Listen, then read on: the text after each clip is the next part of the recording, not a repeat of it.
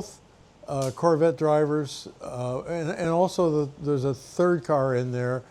All three of those drivers we used during the era where Corvette raced in endurance racing against Porsche. And they're excellent. You'll see they're excellent drivers. And there's also Paul Newman there.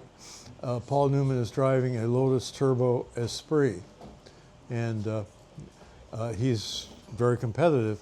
I talked to Kim Baker about this, and Kim, he owns the video, so we're not doing anything that is not under good control. And if somebody wants to use it for something else, they can get the agreement from Kim because he owns it. He was watching. He told me that he was watching Newman go through the scrutineering, and they weighed his car, and it was about 400 pounds light, and they never said anything about it. So that's just. I mean, it sounds to me like they wanted Paul Newman and the name to be racing there, and he's a good driver and a good racer. So they looked the other way, but that's okay. He was very competitive. The track at Lime Rock is interesting to me because it was run for a number of years by John Fitch. And John Fitch, I interviewed him at his home after he was retired from this job. And you can go to the podcast and watch it. It's a very interesting story. He was, as a young man, he was a Mustang pilot in Europe in World War II. And he was famous for having shot down the first of the Messerschmitt 262s, the twin-engine jet airplane with the engines out in the wings. And what they did was they loitered over or near the airports where the 262s would take off and land from. And when they were landing and slowing down, they were vulnerable. So the Mustangs would come in and take them out. After the war, he was a race driver for Mercedes-Benz in the 300 SL-R and 300 SL programs. He was the co-driver at Le Mans in 1955. Pierre Levay was the other driver on the car that he and Fitch had. It was one of the SLRs, and it was an SLR that was run into by one of the Jaguars when the Jaguar at the last minute, I don't remember which of the Brits that was driving it, but he decided he needed to make a pit stop, and he was just right in the front of the Mercedes, so he jams on his spot disc brakes and heads into the pits, and the Mercedes runs into him, and it was the Mercedes that went off into the crowd and had a fiery crash and killed, I don't know, 150 people. So it took Mercedes out of racing for a while. Levay was killed. John Fitch was his co-driver. So John has an interesting history. He then was a driver for Briggs Cunningham, again at Le Mans, among other places. And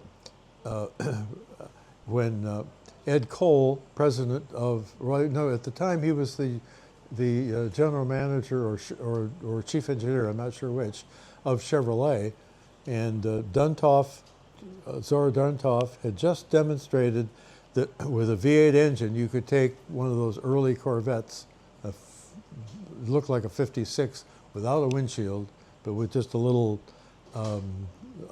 cover that the driver sort of sat behind. At Daytona on the beach, he went 150 miles an hour.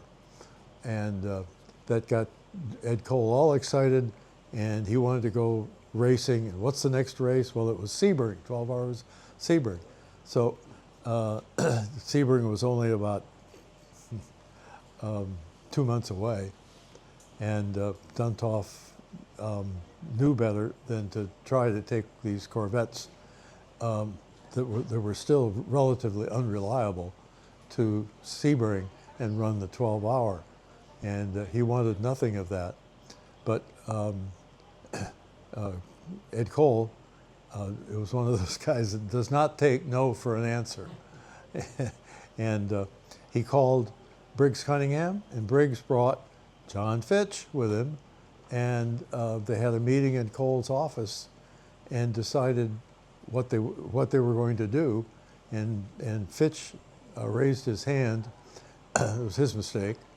He thought at the time that he would support the activity. So they had 3 cars. They had Fitch at Sebring at the track, and they put the head of operations, Rosie Rosenberger, as the guy, the point man back at Chevrolet, so that when things broke, he would fix them. And they had airplanes flying back and forth with material to work in fast time to get these cars ready for Sebring. And the amazing story is, if you go look it up, those cars did very well in their class. One of them won its class, and they survived through the 12 hours of Sebring. And Fitch was very proud of that he had accomplished that. So, and it was sort of to Duntov's embarrassment that somebody did that. So that's where Corvette racing really started, was with the 56 V8s, or not the 55 V8, but really the 56 with a 3-speed manual transmission. And here we are, 1992, generations later than that, C4s. SCCA you shouldn't quote me, but it was a really wussy organization. And they did not want to see the ZR-1s racing, because in '92, ZR-1s had already been out for a couple of years and available for showroom stock racing. And to run a ZR-1 in SCCA show stock endurance racing, you had to put about, it was almost 1,000 pounds on the damn car, so that brakes and everything about the car would be degraded. And some of the guys tried to do that, but it was never terribly successful. But if you ran a ZR-1 at its natural weight, as well we did with the car that ran for 24 hours, that engine was a race car engine. By then we had the 6-speed manual transmission. The chassis was well developed from 3 years of endurance racing with the small block Chevy engine. So it was a either way you look at it, it was a good system. Now I want to show you Lime Rock. Lime Rock is really weird because there's no runoff room. There's a narrow track, there's a bit of gravel, and then there's grass. And if you get off, and you'll see that here, the consequences of getting off the road are not good. And you need to know how to get back on the road if you get your wheels off. And I talked to Kim about this after having looked at this video and asked him some questions. And what Kim Baker told me was that if you get 2 wheels off the track, you have to be very careful coming back on. You don't want to horse the car quickly to get back on the road. You want to bring it on gently, slowly, so that you don't yaw the car, and then you'll see what happens when you do that, because there's some video like that. Now, I'm not going to stop the video for this, but Kim Baker is leading. He's got the psychedelic Corvette, which is really interesting to see. He at one point, his engine quits, and it was a fuse, critical fuse, in the power to the engine, electric power, and he pulls off to the side of the road, grabs another fuse, and sticks it in where he somehow knew what was happening and why it was happening, and gets back on the track, and with a couple of cars that go off the road and cause the track to go into a slowdown, he's able to get back on the first lap, catches up with everybody, and then there's a shootout between he and Bill Cooper right at the end, where it was they're both very competitive, very equal driver skill levels, and the skill level is very high, and you'll see what Kim is able to do there using back markers, cars in other lower classes that are just plodding along, and these Corvettes are trying to get through them, and it's a matter of if you get blocked, you get blocked, and the other guy goes through, and that's what happened. But I will tell you, the ZR-1s are capable of that and more, obviously with another. These cars are racing, small blocks are racing at about 350 horsepower. The ZR-1 would race at probably 500 horsepower, easily. And in the other endurance races where we were driving primarily against Porsche with the 944 Turbo, they actually bought one of our cars, our production cars, to see why we were beating them all the time. And in the second race, or second race series in 1986. I mean, these numbers are so old now. In '86 at Portland, the Turbo Porsche was leading, and there was a Corvette right behind him. Couldn't get through, couldn't get by him. They were very well equally matched, and we had trained all of our Corvette drivers, actually whether they liked it or not, with how to use analog brake control on the track.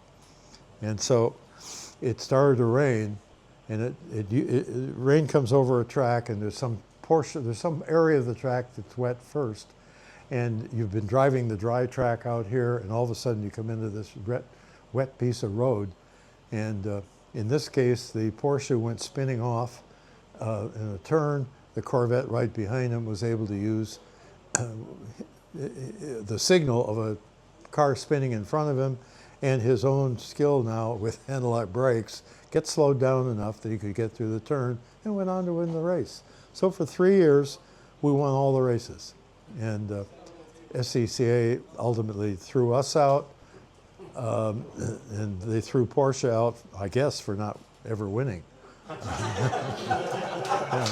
And Porsche even had Sterling Moss driving against us. And I've seen this. I saw it at Mosport, where Sterling is driving around in his Porsche, honking his horn at these lower class guys, trying to get them to get out of his way so he could do his thing. But even that wasn't enough. We still won. Kim Baker won. Let's see who the first year was sticking in my head, but it was one of the Corvettes, and then in the next 2 years, Kim Baker won both years, and so he's a very good driver. He builds the car and then races it. It's amazing what he can do when he can do both of those. So we'll show this. Joanna's got it here. So Dave, real quick, how many laps would that race entail? It was in two parts. It ran probably for,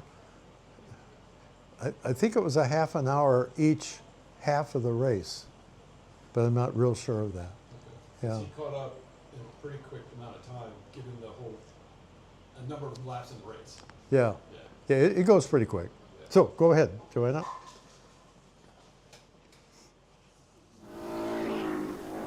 Bill Cooper, who's running in second place at the moment in the Corvette, a very experienced driver. He is a chief instructor at the Bob Bondurant School in California. He's been around racing a lot of years, and he knows this track extremely well. In fact, he excels on tight circuits like this.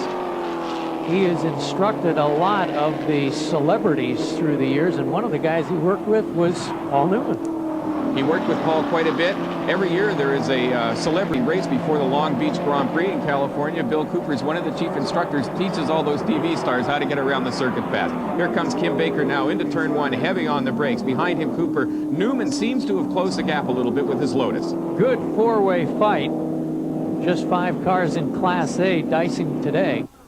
The Class A car's pulling well away from the rest of the field. There's car number 2, R.K. Smith, the series points champion. He seems content at the moment, which is surprising because he's a Charger. He seems content to sit behind Newman. R.K. Smith, another interesting story. He really only started his racing career after the age of 40, when most people give up things like this. Yeah, at least he has somebody as senior in this race than Paul Newman, but R.K.'s 54.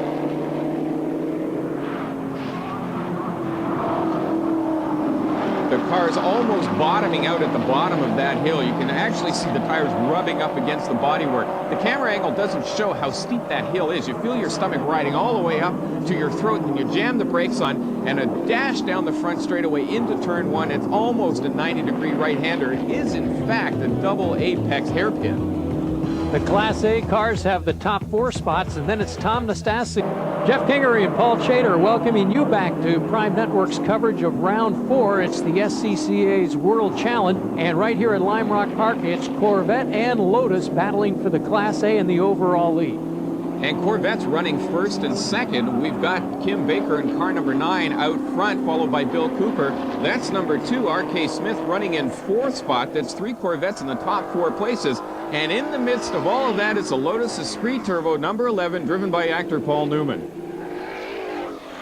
Up over the hill towards the back straightaway, we can see Newman doesn't quite have the power advantage, but he does have a handling advantage in the corners. Paul Newman's rolls back to racing. Paul Newman is now moved into second place. We've got a report from the track that Kim Baker in that Baker Racing Corvette, that number 9, has pulled off the track. He may have some electrical problems, and that puts the number 6 of Bill Cooper in the lead. Paul Newman, number 11 in the Lotus second, and number 2, R.K. Smith, running third. Now, Newman and R.K. Smith have really closed the gap now on Cooper. Cooper's very fast, and even though he teaches racing at the Bondurant School, he does have a tendency on occasion to get a little messy, and he makes some mistakes. We should watch him now with this kind of pressure from Newman and Smith right behind him. There's Paul sandwiched between the teammates. That is not an enviable place to be. Down the hill through turn 7, Newman dogging now right behind Bill Cooper. Cooper very smooth through. Newman gets a little wide going out. He's looking for an inside place to pass, but he's just not close enough at this point. Down the hill through turn 7 once again, flat on the throttle all the way, and Newman's off in the dirt. He's sideways, he's completely backwards, and bang, into the tire wall. He's done a lot of damage. Now that tire rolling across the track's off the tire wall. I don't think it's from the Lotus. Newman's not out of the car yet. Paul Newman backwards into the tire wall coming out of turn 7. It looked to me like he just overcooked it. He got hooked one wheel into the dirt. Let's have another look at it. He's very wide coming out of turn 7. He does get the left rear into the dirt, and the car snaps around on him. He fortunately gets it around backwards before it slams into the tire wall, but that's a violent crash way off the ground. He's going to hurt when he gets out of this one. That's what I was telling you, don't do.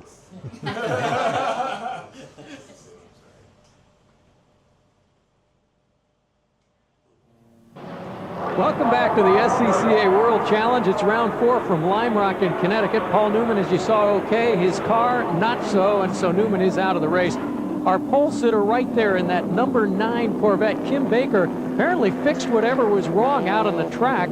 The yellow helped him a little bit, Paul. He's only a lap down. He is down, and he's in a good position to try to unlap himself. But the problem for him is he's got two teammates to deal with. The race being led by Cooper and R.K. Smith. Teammates, they're not about to let Baker unlap himself.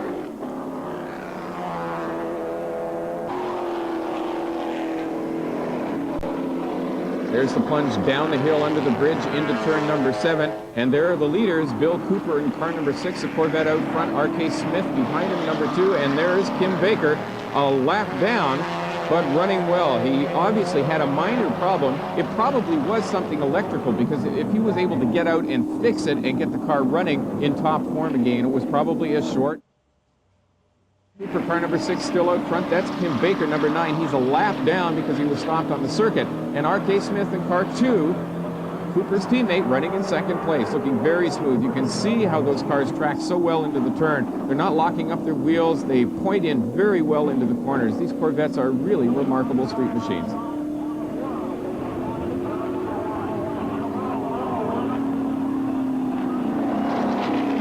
Number 22, Rick DeLorio, number 24, is Mustang behind him. Now we see here number 9, Kim Baker, who led the early part of this race and was stopped on the track, has now got himself a lap back, a little closer to the lead. He's passed R.K. Smith, who is running in second place in the Corvette, so Baker trying desperately to unlap himself. But the big question is, does he have enough laps left to get all the way back around the circuit and catch the leaders? I don't think so. Certainly would appear that he would need another yellow to help him out a little bit. Bill Cooper, 46 years old, the leader in the race. He's already won at Watkins Glen. And trying to break the tie with his teammate R.K. Smith and take over the overall lead in Class A with a win today. Now we can see how hard Kim Baker is trying. That Corvette, every time he dives on the brakes, the nose drops a little further than it does on some of the other cars. He's going deep into the turns. He's trying everything he knows to catch up to Cooper and unlap himself.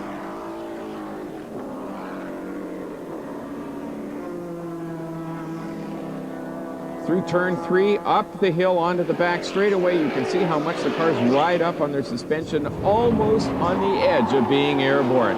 Well, Cooper's got his foot in it too. We can hear a little tire squeal as they come out of turn number 6, head down the hill through turn 7 and back onto the front straightaway. Of course, a 7-turn road course here at Lime Rock, 1.5 miles, probably one of the best road courses in America.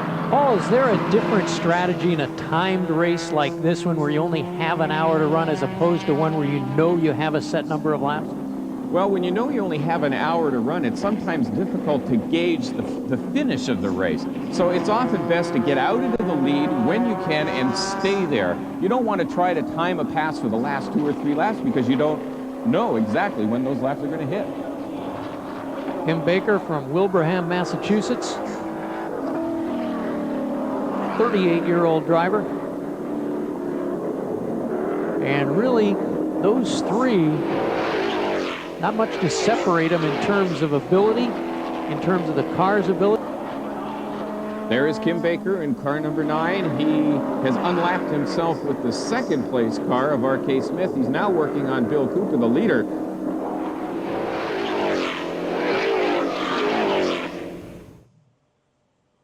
Now, vantage point up over the hill.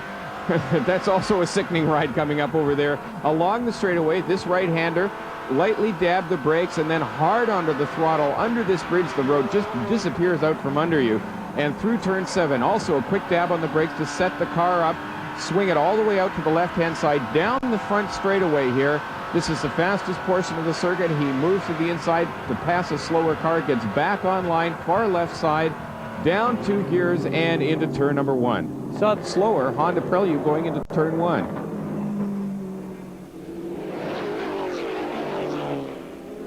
Now they're fast as Bill Cooper. Oh, problems out on the track here as Bill Cooper goes right by. Boy, I didn't catch who that was, but he was upside down. Upside down, number 19, Albert Mirko. That was a Mitsubishi Eclipse, and right upside down in the S's. We can see now what happened. He got off course, hit the retaining wall on the infield side of the circuit, and then rolled the car right over onto its roof. He took a lot of dirt out on the track with him. This track's going to be a mess. Jeff Kingery and Paul Chater back at Lime Rock, the restart of the World Challenge, and some good news to report. Albert Mirko, who's number 19 Mitsubishi Flip that brought out the yellow, he's okay. And now in Class A, Kim Baker, number 9, is second overall. He was able to use the yellow. He got his lap back. He's now on the lead lap, and he's chasing Bill Cooper. Well, the pace car came out, and just as you predicted, Jeff, if we had a yellow, this could be good for Kim Baker. We're inside now with Bill Cooper as he heads around through the twisty portion of the circuit where the yellow flag came out. We can see that the track now going across here is cleaned off. There was a little oil, some fluid left from the radiator.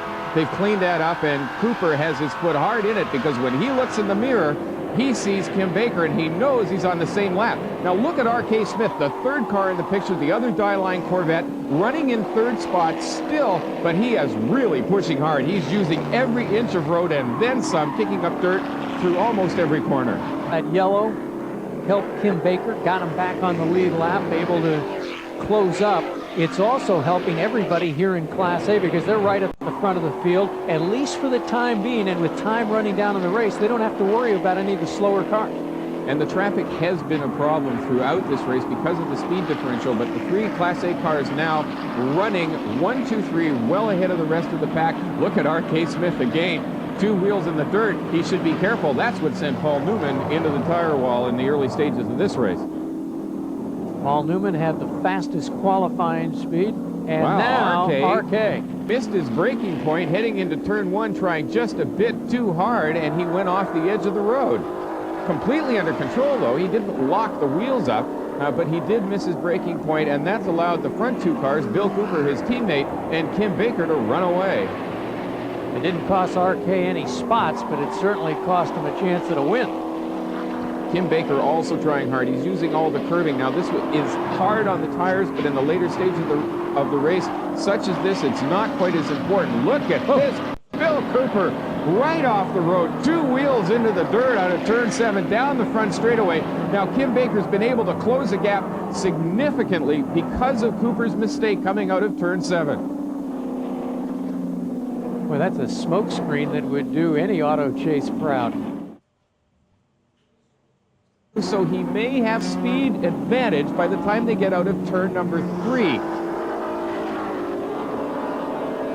You can see him moving to the outside. Now he's going to try to use the traffic. He's going to try to block Bill Cooper behind this Mazda Miata.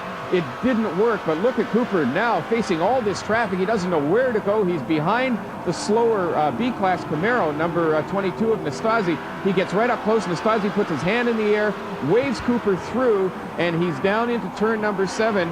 Kim Baker following him, and they've got a lot of traffic to pick through. Baker can use this to his advantage.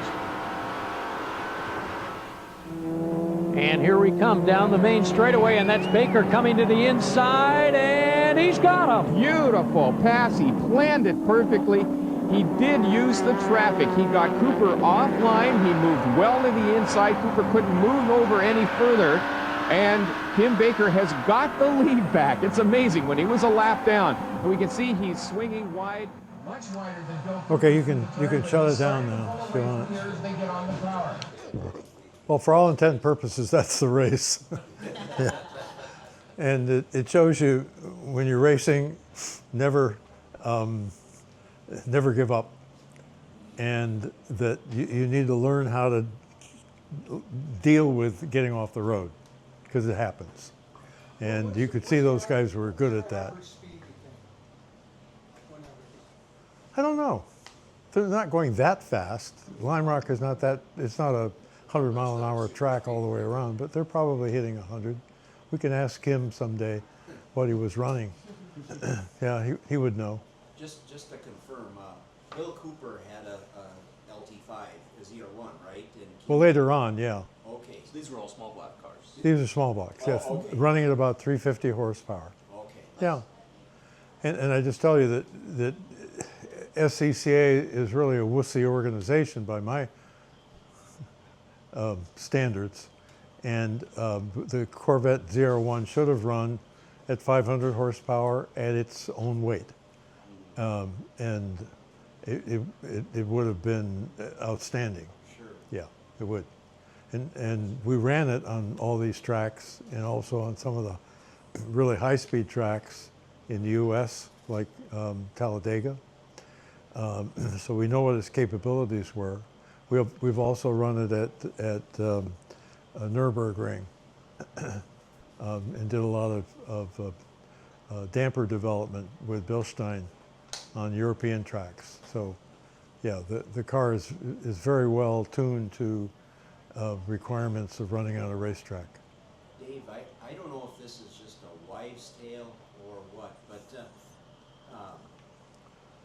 Tommy Morrison running, I remember hearing something that, or some story that they had a problem with an engine, and one of the guys that drove a ZR-1 to the race, they pulled his engine and put it in there. And I don't know if that's pure wives' tale or what, but in 2010 at the gathering, I asked Tommy about it, and he just, well, maybe. You know, so I don't know if anybody else heard that. But, He didn't deny it. Right. Yeah, yeah. Could happen. Those kind of things happen. When you come to a track as a professional team, you bring tractor trailers full of parts. And we typically didn't do much of that because we were at a lower budget level. Sure. And so, yeah, sometimes, I know that at times we have had cars that had a problem, and you go get a customer's car out in the parking lot and take off his water coolant hose or whatever part you could get off quickly to get him running again. Yeah, but you can't stop very long before you're just out of the game, that's all. Yeah. Change. I think with Tommy Morrison, was his name Nick Cole? Was that a son or grandson of Ed Cole? I think he raced with him or worked with him. I'm not sure. There is a Nick Cole, yeah, Okay. and son of Ed Cole. Okay. And I don't remember that he ever raced with us, but he could be a mechanic. Okay. Yeah. I believe he was. That's Okay. what he was. Yeah. Anything else? Dave, did you ever do any track racing yourself? Say again? Did you ever do any track racing yourself? No. I don't have the focus qualities that you need to be a really good race driver. I've gone to the driving schools, but to run like these guys, I'm not that good, and that's not my strong point. So don't mix what you're weak at with what you're strong at. Yeah. Most of us are in the same boat. Yeah.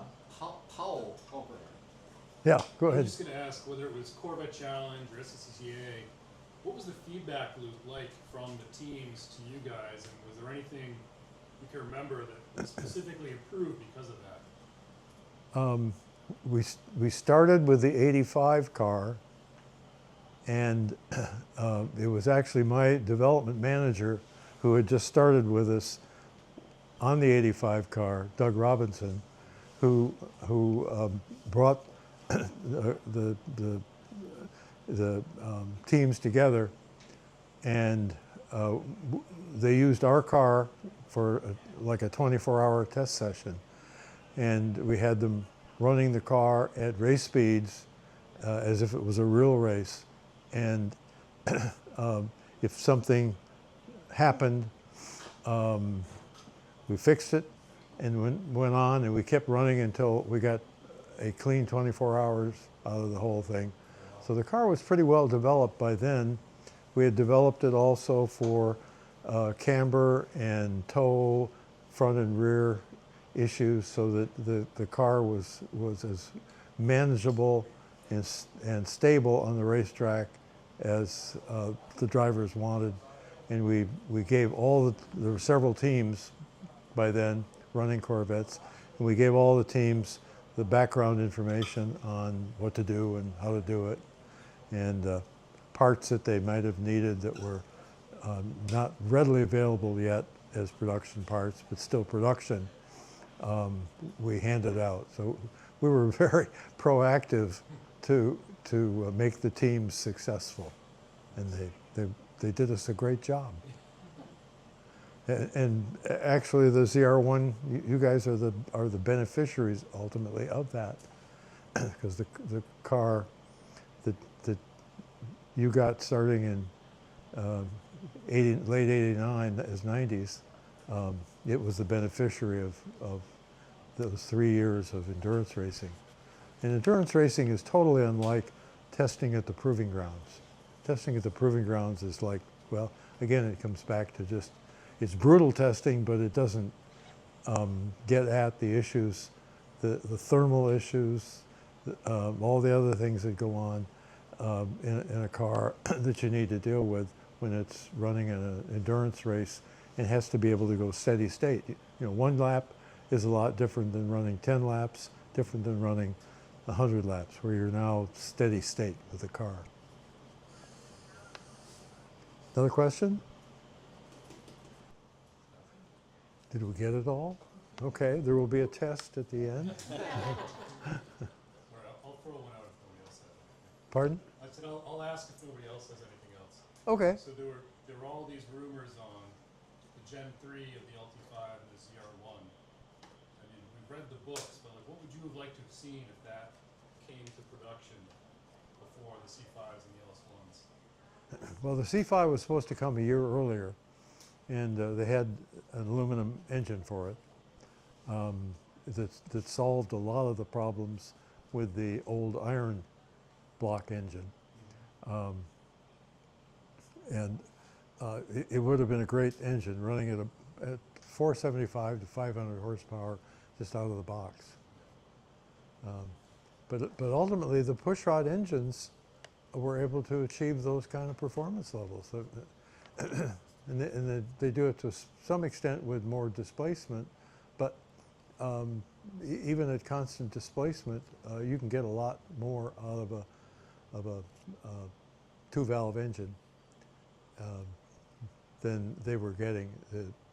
The engine they were using literally goes back to the engine that was in the 1955 Chevrolet.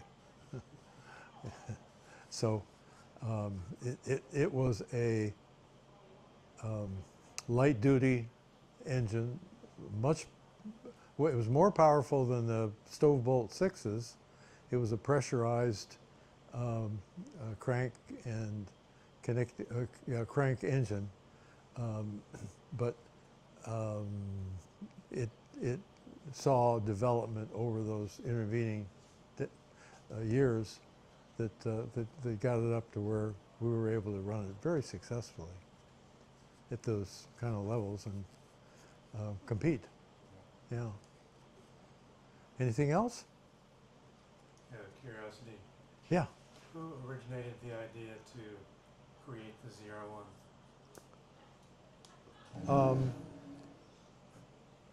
Yeah.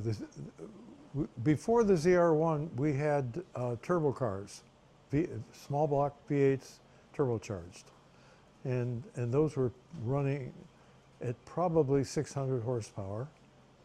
I don't think they ever really spent time in the dyno with it. They required 110 octane fuel because they didn't lower the compression ratio, and that was no problem for us because we had high octane fuel at the tech center and at proving grounds and also out in the Phoenix Mesa proving ground. Yeah, and that's the car that we were trying to sell to top management, but what we really didn't have was all the control systems to make it really successful. Those hadn't been developed yet, and we had a show and tell at the Desert Proving Ground. There's an oval track there with about a 2-mile straightaway on the long axis of it, and we had a red Countach, Lamborghini Countach, circulating at 120 miles an hour, and we had the Chevrolet management team at the end of the straightaway, or I should say a mile down the straightaway, not quite at the end. And we had one of our turbo cars stationary at the beginning, at the end of the turn. So the Countach came around the turn, started on the straightaway, and kept getting bigger and bigger, and it was bright red, so you saw it. The Turbo Corvette looked like it wasn't going anywhere. Just way back there, and it was hardly moving. It looked like it wasn't moving. And the Lamborghini goes whooshing by us at 120 miles an hour, and the Corvette goes by at 180 miles an hour at the same time. So it showed where we were headed and what we were up to, and it was a great demonstration. But Lloyd Royce was our general manager at the time, and what Lloyd wanted was a higher tech engine than simply turbocharging. And he wanted a 4-cam V8 engine. And our chief of powertrains told him that that powertrain didn't have the resources to do that. They were too busy with emissions and other things, you know, yada, yada, yada, whine, whine, whine. And so Lloyd says, okay, you get on an airplane and start flying around the world till you find who's the right team to put this engine together that we want. And that was an order. And Russ G did that. And he put a program at Porsche for the V6 engines, and that's another story. And Lotus sold him a bill of goods on putting the V8 with them. Now, Lotus had built a 4-liter V8 engine experimentally. They barely had it running, so they were ahead of their. They were ahead of themselves. Let's put it that way. And we suffered problems as a result of that. Mostly, they didn't recognize how much additional oil would be going up into the cylinder heads for running these camshafts and all the rockers that go with that. So early in the development program of the LT5, they realized that they were pumping oil up into the cylinder heads, into the cam box there, and it wasn't getting back down to the sump fast enough. So they had to literally stop the program and rethink the flow back of the oil into the sump, which they did, and they got that sorted out. But it took a little while to do that. That was their biggest problem, actually. So then, I mean, you think about where we were back then, the engines were being drawn at Lotus on paper, and they took those great big sheets of paper that were full-size engine layouts and cut them up into 8.5 by 11 pieces of paper, numbered them all, and then faxed that to Mercury Marine so that Mercury Marine in Oklahoma could start the tooling for the engine. And you know, Mercury then had to put together those 8.5 by 11 sheets of paper with the engine drawings on them, so that they had a big drawing of the whole thing. They communicated by fax and telephone, and this was before we could send large drawings like that around the world. We can do that today. That's a no-brainer. Yeah, but it was a big deal back then.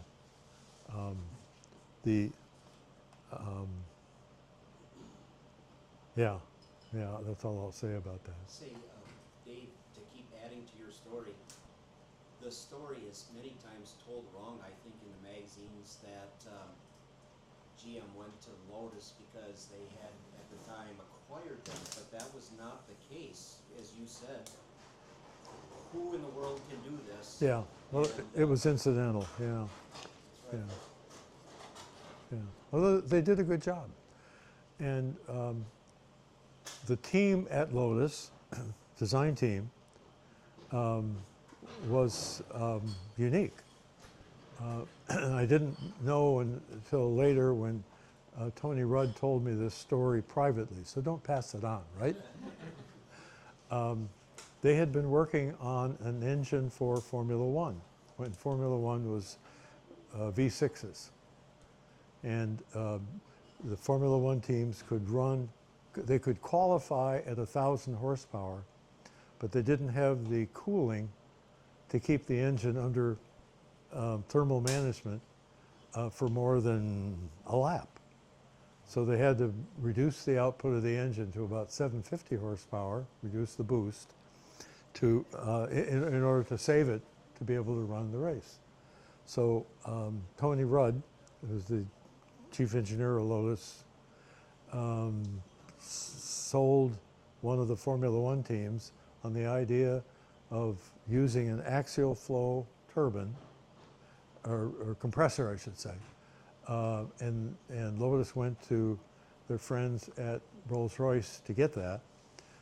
But during the period when the intake and exhaust valve were open together, they were blowing high pressure air through the engine to cool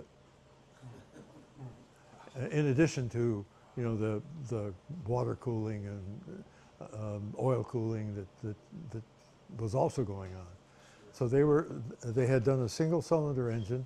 They convinced themselves that they could make it work and run continuously at 1,000 horsepower with a V6 version of what they were doing. And then Formula One changes the formula to naturally aspirated V12s. Yeah. This all kind of worked together because Colin Chapman was kind of an, we can make it work this way, kind of thinking, wasn't that? I've always heard that of him. That, I don't know what part Colin played in this program. I would give more credit to the design team that had come off this Formula One program. Yeah, who really knew what they were doing. Yeah. But kind of, I didn't mean in that respect, but he was kind of, well, we can maybe cheat a little bit over here. And I've heard some of those stories, not on this, of course, but well, why don't we? What they don't know won't hurt them if we put fuel in the tube rails and what stuff like that. Well, that's another game. Yeah, that's another business. How can you cheat? Yeah. Exactly. Yeah. Yeah. And I was at SEMA a couple years ago, and I see down at the end of the hall this most beautiful engine, and I on display into the, you know, it wasn't in the booth, it was like right at the end of, and it just drew me in. So I go in to look at it, I get up and I go, hell, that's a ZR-1 engine. And Mercury Marine has got about a 600 cubic inch. It's a ZR-1 engine. I'm telling you, 4 cam, 32 valve. Yeah. But it's 600 cubic inches, and so they must have figured some cooling out if they produce an engine with that, because it just looked just like the ZR-1. It's just bigger. yeah. Didn't they run one of those in the Elise at one point? The Elise GT1 or something? Only Okay. years later, I did hear about that they kind of Yeah, almost they were selling this as a amalgamated. crate engine. You know, you could put it in whatever, which I really thought was a great idea. Yeah, I read about that. Yeah, there's nothing short of displacement. That's right. That's right. Yeah. And there's other great stories. Penske did an engine based on the Indy rules for using a production-based engine. Do you know that story? They built an engine very secretively, ran it ultimately at Indy, and apparently won the race. I don't pay that much attention to Indy. But it was a pushrod V8 engine that met the rules for a production-based engine, so it was larger displacement than their turbo engines. Seems to be really good at Yeah, interpreting. yeah. And they only let it run once, and It really then is. they banned it. Dave, did Penske come from a wealthy family? Because he sure turned it into a big dynasty. He really did, yeah. How did he do that? I mean, when he was a racer, was he pretty wealthy at that point? Well, he raced Camaros in that Trans Am series, and he had good sponsorship, and somehow he made a lot of money. He didn't start out. I don't think he was wealthy to begin with. So, Yeah, but he now owns the Indianapolis track. He's an entrepreneur par excellence. Yeah, you see his trucks, yellow trucks running all over the countryside. Yeah. You hear him out to Scottsdale, Arizona? What's that? If you go out to Scottsdale, Arizona, he owns a square mile in the middle of town, and every automotive dealership you can imagine on that square mile, he owns all. They're all Penske. Yeah. Penske Honda to Penske Rolls Royce. I mean, Yeah. it goes all the way around. Yeah. It's And a fun day to go to dealership and see all the stuff. Yeah. It really is. Yeah, and I would encourage each one of you, thinking about what you saw here and what you may think even that your own cars, ZR-1s, are capable of, to go to driving school and learn the car. Because modern Corvettes, not just the C4, but it developed through C6 and 7 into these mid-engine cars. The cars are incredibly capable on the road as high-performance road cars, and you can outsteer, outbrake, out whatever, damn near everything on the road. And even the ones you can't outrun, you probably are a better driver than they are. In fact, there's an interesting story. When we introduced this ZR-1, 1990 ZR-1, back in '89 in Europe, we were over there for about a month, bringing U.S. magazine writers and editors over, and then also the European editors. And one of the magazines over there, which is a premier automotive magazine, Automotor und Sport in Germany, they sent 2 of their drivers, testers, and Doug Robinson took one of them and I took the other one, and we put them out on the French mountain roads, and also at Miraval on the test track that Goodyear has there. And one of the stories that they told was they wanted to replicate the Porsche 959 quote that it would go 0 to 100 km/h or 0 to 60 in 3.8 seconds, I think it was. 3.6 or 3.8, can't remember which, it doesn't matter. I think it was 3.8. Our car in the 90 version would go 0 to 60 in 4.2 seconds, better than most of the magazine writers could do, but you know, we had some really good engineer drivers, like Jingles. So they got a hold of a 959. They also had a Ferrari F40, which is that twin turbo V8 of Ferraris. And the 959, they did a whole shot with it to do a 0 to 60 run, and they failed the transaxle. I may have told you that story. And so they called Porsche and said, take your car back, fix it, which they did. And they sent it back, Porsche sent it back, and they ran the test again, failed it again. And I think on the 4th try, they finally got 0 to 60 without failing the transaxle. I don't know what they had to do different, but the transaxle was basically not up to the requirement. And my message to all you guys is, if you ever come up against a car like that, Porsche 959, it was Porsche's supercar of the day. Don't worry, at a stoplight, don't worry about it. the odds are 3 times out of 4 he's going to fail. And you get to drive him home. Yeah. It sure is a testament to the ZR-1 and most of GM's products, just how durable they are. Well, until you get to the 6.2. GM has a problem. They weren't paying attention. I don't know what they did wrong, but they've got a problem with truck V8 engines right now that's serious. And Toyota just had the same problem, so it's endemic. well, it doesn't need to be endemic. No, Good of course grief. Yeah, yeah.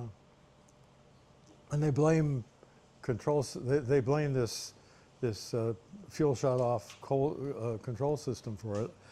I doubt that that's the case, because they're getting failures at 8 miles. Oh my God. You buy a new truck, you run it for 8 miles, and it blows up. And on YouTube, there's videos of mechanics taking these engines apart on an engine stand that have failed. Take the cylinder head off, and where number 1 piston is, there's a hole. Just a hole. And they shine a light down through there, and the guy says, I can see the ground. And the piston, what there is left of it is down in the sump in little pieces. The piston pin is nowhere to be found. The connecting rod was broken in half. Yeah, so that's core engine failures, and that has nothing to do with the 86420.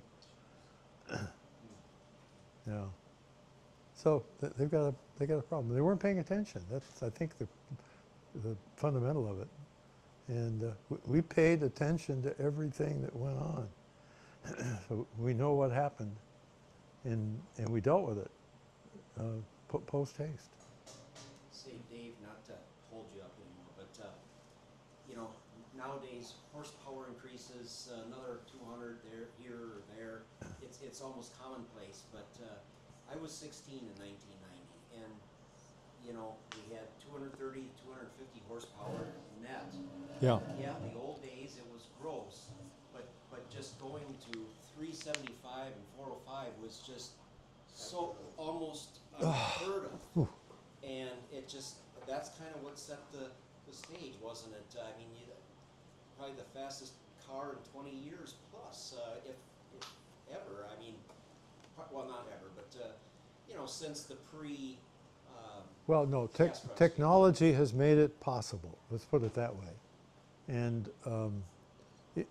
in the old days, you pull up at a traffic light to one of these Dodge diesel trucks, and it's sitting there rattling away like a coffee can full of rocks. Yep. And today, that engine is quiet. And what's happened is, with the diesels first, these piezoelectric injector, which is really an on-off switch for the fuel. In the old mechanical injector days, all they can do is start pouring fuel into the cylinder and get it high enough compression, hot enough that it starts the fire. Well, when the fire starts, you got all that fuel already in the cylinder that just takes off immediately, and it's a big spike. So with the piezoelectrics, they put in a little squirt and stop, and the fire starts, and now they start throwing more fuel at it. But with the fire already started, you don't get those big peak spikes, so you get a quiet diesel. And the guys with the gasoline cars can do the same thing. Now, if you put too much pressure on a gasoline cycle, like a turbocharged cycle, where you run too high a turbo pressure and too high a compression ratio, it gets so hot that the fuel that came in ahead of the cycle from the open intake valve it does the same sort of thing. It causes an explosion it can wreck the engine very quickly. With piezoelectric injectors as part of that package, which is what they're doing, you put in a squirt and you wait just a fraction of a second, and then you put in the full charge, and you don't have that quantity of fuel already in the cylinder ready to blow up and cause you problems. You're just injecting fuel at the rate that it can be burned. So yeah, they were able to get to 1,064 horsepower with that. Yeah. Now think about that. That's let's say 6 liter, 1,000 horsepower. You could do a V6 or a 4-cylinder. Let's say a 4-cylinder. Half of that, that's still a 500 horsepower, 3 liter, 4-cylinder. That's you got a lower frequency of engine rotation, so you get some vibration there. But it's amazing what they'll be able to do when they get this all sorted out and start to seriously use these injectors as part of an overall strategy. So you guys see it first. Yes? I was curious, when you were telling the story that Dennis asked about where LT5 and ZR-1 came from, you were talking about the turbo car development. When you knew the turbo car development was getting put aside in favor of something more technology advanced, did you guys approach Callaway, or did Callaway happen to talk to you? Like, was there any history? Like, we approached Callaway, Reeves Callaway, and said, Reeves, we've got a program starting, but knowing General Motors, we're not sure whether it'll come to fruition because it's going to cost some money, and GM is notorious for not following through on things the way they should. So we want to have a backup program, and it makes sense that you do that because they were doing what? Alphas with turbos, so they had some little engine turbos. So we gave them one of these cars. Now they were automatics, just because we didn't have the 6-speed yet available as an engine or as a transmission. But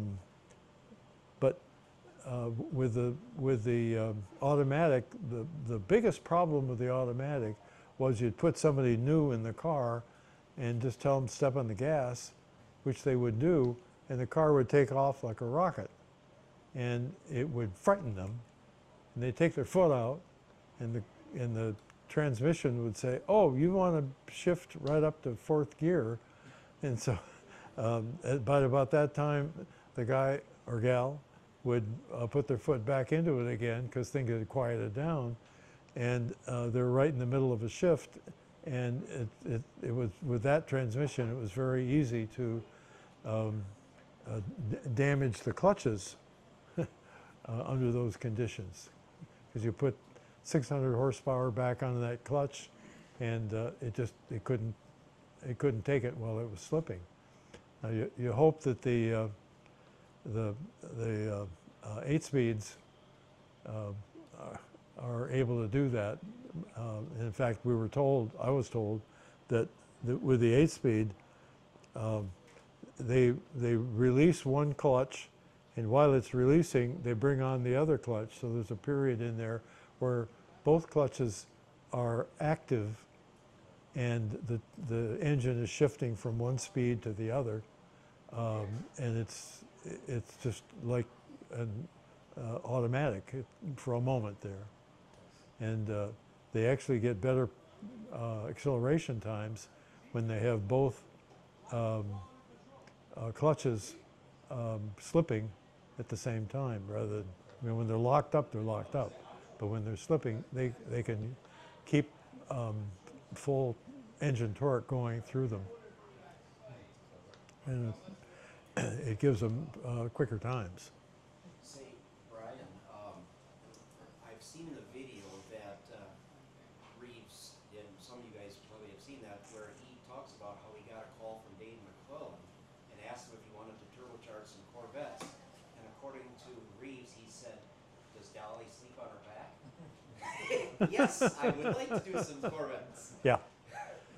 And he also, through Don Rungel, we got him, who was the chief engineer of Chevrolet, whatever that is. But yeah, Don was able to get him this B2K Copo, so that you could order a Callaway Corvette through Chevrolet and transship it to Lime Rock, or not, yeah, Lime Rock. Old Lime, yeah, to Old Lime, and then put it back in the Chevrolet delivery system to take it to the dealer and to the customer. Well, okay.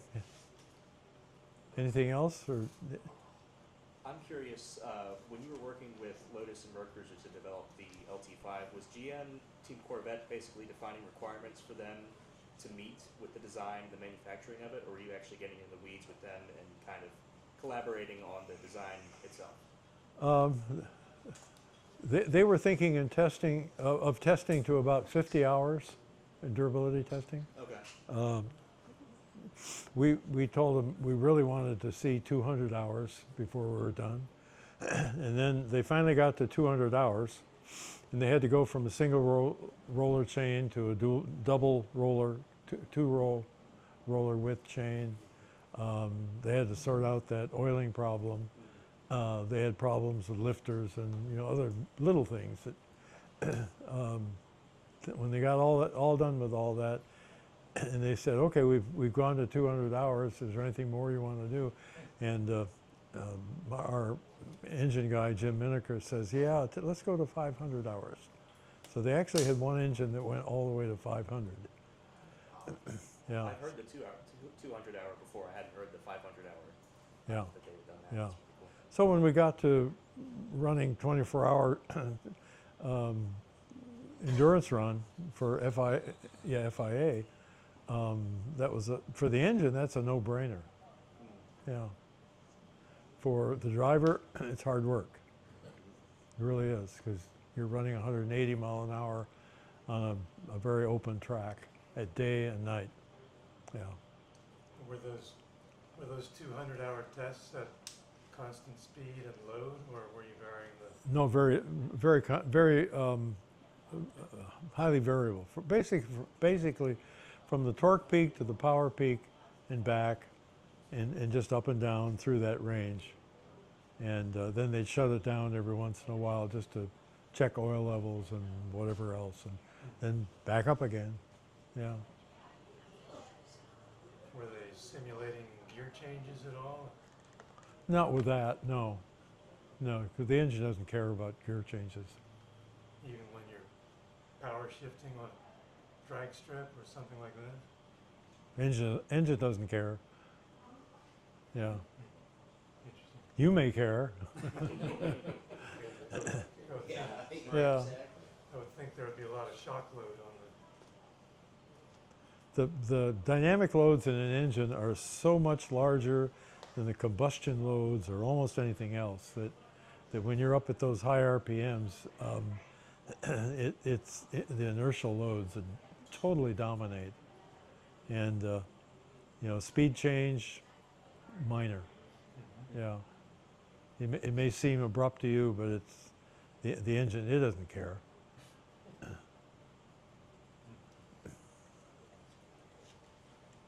Okay. Whose idea was it to do the 24-hour speed run? It kind of worked its way up. The guys at Road and Track were thinking about it. My development guy was thinking about it. Yeah, there were lots of guys that just wanted to do it. Yeah, and in the end we couldn't stop them, and we chose not to stop them. Chevrolet didn't think we could do it.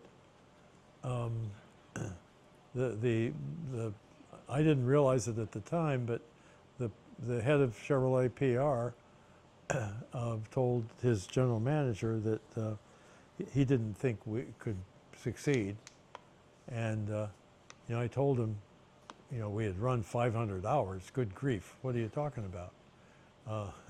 This is a no-brainer. And the big issues were keeping the car on the track, protecting the drivers, and you had to have tires. Goodyear built us special tires that were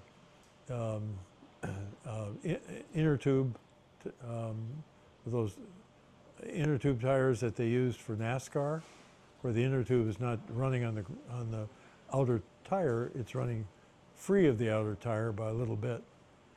So if you do fail a tire, and we never did, you drop down on the run flat, and you get some control of the car to get it stopped. Yeah. We had jet helicopter. We're just out in the middle of nowhere in West Texas, and there's no guardrails around that Firestone track. So you got to keep it on the track. Is wide, but you got to keep it on the track. And we had a full medical team, a full feed everybody team. It was it's an expensive operation to do something like that, and they had to wait for several weeks with bad weather, before they could actually do the run. But once they got going, they got going.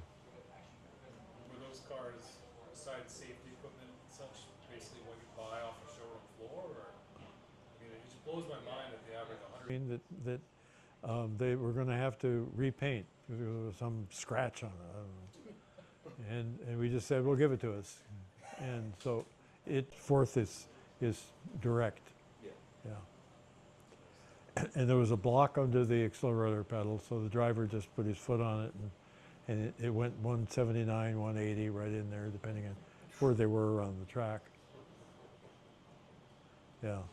And that car, Tommy said that he took the block out when they were all done and ran it at like 190.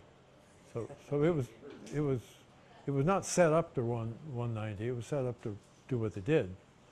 That was all planned. But yeah, it would run faster than that. Yeah. Was the ZF 6-speed designed with the LT5 in mind? Oh yeah. Oh yeah. And they made it very robust because they didn't know how much power we were going to get out of the engine yet. So the two programs worked side by side. So yeah, it's a very robust 6-speed. Yeah. Dave, I remember hearing from when John Heinersey was telling a story that one of the drivers felt he was good enough to go a second stint, and that really made him mad because he had really put the thought behind each driver sleeping or getting a little rest, and now you had to it kind of screw up the whole schedule. And I don't remember the specifics, but I remember him saying something about that. Okay. Yeah, I can't tell you what he's talking about there, but it's possible, sure.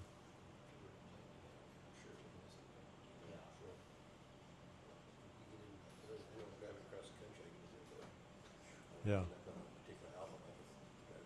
Yeah, Ab Jenkins, who held the old record down around 160 mile an hour with a Mormon Meteor, he ran the whole 24 hours. That was a tough guy. Huh? He was yes, he was. He was a tough guy. That is a tough guy. That's right. Yeah. That is a tough guy. Yeah. Well, he did that out on the Salt Flats, and you know all he had to go on was a whole bunch of barrels that they lit on fire. So you just follow those barrels around for a big circle. And whenever he needed to communicate with the stationary guys, he would write it out on his little pad and crumple up the paper and throw it out the window. That's a story anyway. Oh. Yeah. That's pretty primitive.